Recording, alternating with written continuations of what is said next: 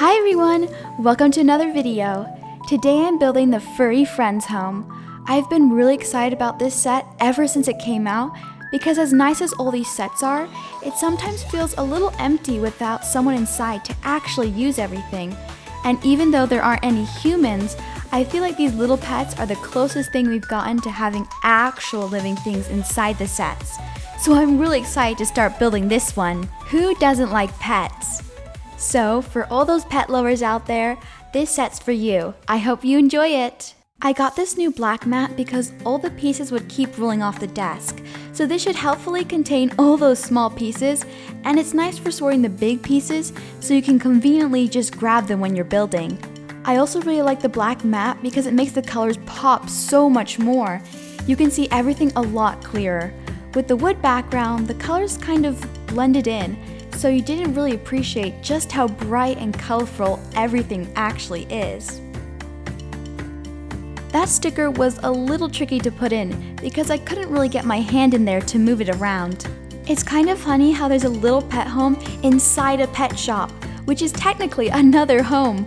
It's like a home within a home. This pet home looks really cool with the ladder and the second level. Of course, you can't have a pet shop without some toys for the pets to play with. The paw print actually sticks out from the door, so it's 3D. These are really cool doors. I love them.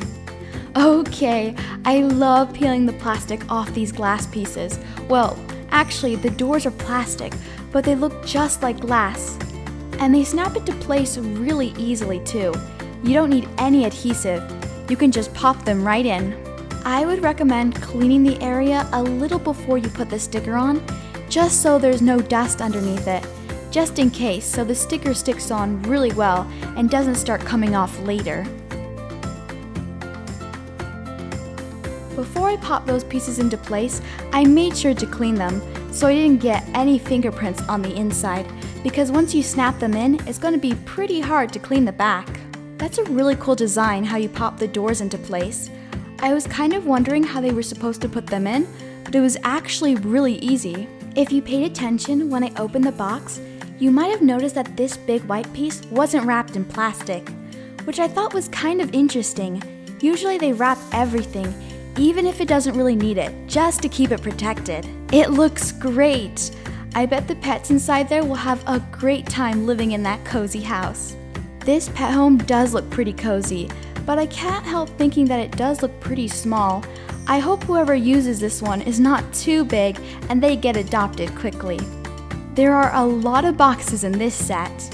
I still can't get over how they make all those tiny, intricate creases. I would love to see how they actually make all these pieces in the factory. That would be so cool. Even better, I would love to have a tour of the factory in person and see how everything is made. Wouldn't you love to see that? Whenever I'm building these sets, I always like to imagine what they would be like if they were real. Like what if all of a sudden everything actually worked and all the little things inside them became real? I think there's just something really satisfying about folding boxes. Since all the creases are already made for you, they fold really easily. So you can just sit there, fold them, and think about other stuff while you do it. Did you know that if you have pets, you're actually less likely to get a food allergy?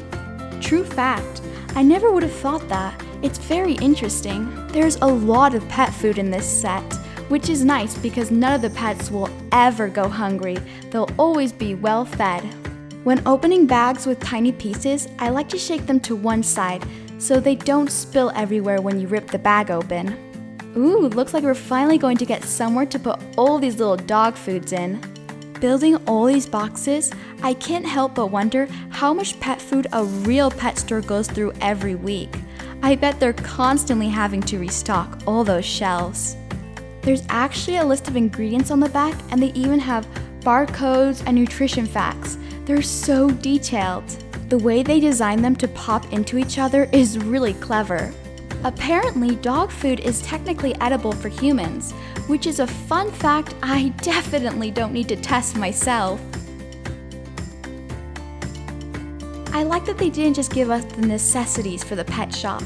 They included the fun stuff too. Though in my opinion, the fun stuff is a necessity. I know it's not true for everybody, but I feel like you're either a dog person or a cat person. Of course, you can love other pets too, but I feel like those are the two main groups. What are you? I honestly can't choose. I really can't. I love both of them. I know this sounds funny, but with all my other sets, there's always at least one of these tiny bags that just doesn't rip open cleanly, and then I end up jerking the bag and the pieces go flying everywhere. But so far, every single bag in this set has ripped perfectly. I wonder if we can make it through the whole set without spilling one. Of course, we need some cat food too. I wonder if there are more cats than dogs, or more dogs than cats in the world. I feel like we've made so many pieces already, and yet there's still so much more to build. I know this sounds weird, but looking at that little can of beef is making me hungry. I want a beef sandwich. These little cans are so realistic, and they're really easy to assemble. Just snap 2 pieces together and you're ready to go. There are so many pets I would love to get. Sometimes I feel like I should just own a zoo and have tons of animals. Though I don't know if I actually want that many pets. But there are definitely a few I've always wanted. One of them is a husky. I've always really wanted a husky. Where I live is probably a little too hot for one, but I would still love to have one someday. And baby huskies are so cute, but they're also a lot of work when they're little. So I don't know, do you get one as a puppy because they're adorable, or wait until they're a little older and hopefully a little more trained? I've also really wanted dwarf rabbits. They're basically just tiny rabbits and they stay small even when they grow up. So it's kind of like having mini rabbits forever. How cute is that? And I've really wanted quail too. I know that one sounds a little random, but they're so cute and tiny, especially when they're babies. They're even smaller than baby chicks. I don't know why, but I've always really wanted some. Look at this cabinet. They could have just made it one big flat piece, but they added drawers and shelves, which makes it feel a lot more like real furniture you'd find in a pet shop. I mean, you'd want as much storage as you can get. I like how they separate the bags so the dog and the cat don't rub against each other, because the cat actually has this soft fur on it. Maybe if the dog was rubbing against it, some of the fur could come off, so it makes sense that they were packaged separately. I don't know about you, but whenever I need really good hand dexterity, like to put on a tiny sticker, that's exactly when my hands start shaking. They have great timing. It's always when I need them to stay still the most. This little cage area is really cool. I like how it has the clear walls around it, and then you've got the grass and the mulch inside. It actually looks like a little habitat for the pets. Oh, that little hamster is so cute! Look at the little white patch around its middle. And you can even see these tiny details that make it look like it actually has fur. And of course, you've got to have a little hamster wheel so it can run around and get all that energy out. Pet stores sell some really strange things when you actually stop and look around. There's regular dog and cat stuff, and then suddenly you're looking at live insects, frozen mice, and things you would never expect to put in your shopping cart. One thing that really gets to me are the worms. Apparently you can have them shipped to your house. There's something so strange about getting a package in the mail and knowing it's full of live worms. So far, this set is looking so good. I almost forgot that sticker, but I remembered, even though it was a little late. I feel like this set is going by pretty quickly. I wish it could last longer. I'm glad they actually put boxes in those shelves, because usually they leave it empty. Look at that curved cabinet. I really like it. That one little curve makes it so much more interesting than if they had just made it completely square. There's actually a surprising amount of storage in this little shop. What's the most exotic pet you've seen in a pet store? I haven't really seen anything out of the ordinary, but I always keep my eyes peeled. You know, now that I'm actually looking at the hamsters, they look really big. I don't even think they would fit through the doorway of that little house. No, I really don't think they could.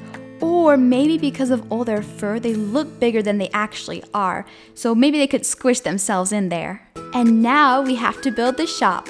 Sometimes, even if I'm not actually buying anything or getting a pet, I just like to walk around pet shops and look at all the animals they have.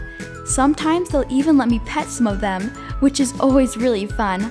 I also love looking at all the fish swimming around in the tanks.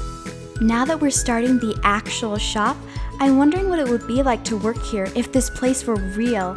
Honestly, I don't think I'd get much work done. I'd probably spend half the day playing with the animals and completely forget I was supposed to be working. It's amazing how much the wallpaper changes this. Before adding it, it just looks like a plastic shell, and now it's starting to look like an actual shop. I like how they put that sticker on to decorate the light because it looks so much cooler with it on, but I've also noticed that it kind of blurs the lights so it's not quite as bright. Actually, it's not as simple as just pulling the light through. I had to keep moving the wire in and out through the wallpaper over and over because it's so long. I mean, it makes sense why they give you such a long wire, so you have plenty to work with when you're moving it through the walls, but it takes forever. This little cat looks so cute, and he even has a little bowl to rest in. Oh, that's adorable! I think it's really cute how they made the little welcome mat a bone shape. I didn't snap that piece on top because I'm going to put the roof on anyway, so why make more work for myself if I'm just going to have to take it off again? The tile flooring makes a lot of sense for a pet shop. You definitely wouldn't want anything too fancy in here, and if you look closely, the tiles aren't all exactly the same color, so if there's ever a mess that doesn't completely come out, you probably wouldn't even notice. If I came to this shop to look for one pet, I'd probably just adopt all of them. Well, I think Furry Friends Home is officially ready for business. The shelves are stocked, the pets have their places, and all that's missing now are some customers to come take these little pets to their new homes. If you want to see some other videos like this, check out my channel. As always, happiness is in the little things. See you next time on Sipping Raspberry Lemonade.